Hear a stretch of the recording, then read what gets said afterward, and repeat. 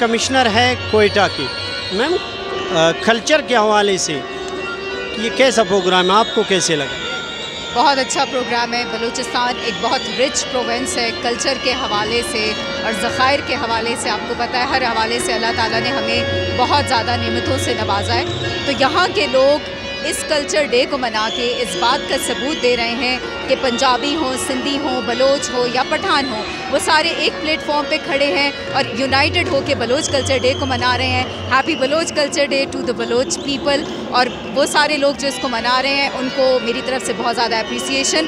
یہ بہت اچھا پروگرام ہے اور اس طرح کے پروگرامز ہوتے رہنے چاہیے تاکہ ہمارے اندر جو ٹیلنٹ موجود ہے یوتھ میں اس کو پروموٹ کیا جا سکے, اس کو اجاگر. میم آپ سمجھتی ہیں وہ قوتیں جو بلوچستان میں کہتے ہیں کہ یہاں پہ مذہب پرستی ہے, قوم پرستی ہے, آج ان کو ایک اسٹرکٹ پیغام جا رہا ہے کہ یہاں پہ صرف ایک قوم نہیں, جیسے کہ آپ نے کہا, اس حوالے سے کیا کہیں؟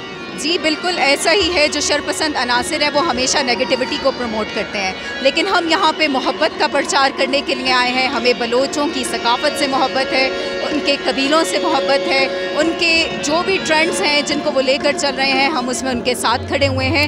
یہ ایونٹ اس بات کا ثبوت دیتا ہے کہ شرپسند عناصر کے جو بھی عزائم ہیں وہ کامیاب نہیں ہوں گے. یہاں پہ سرکاری آفیشلز کون کون آئے تھے؟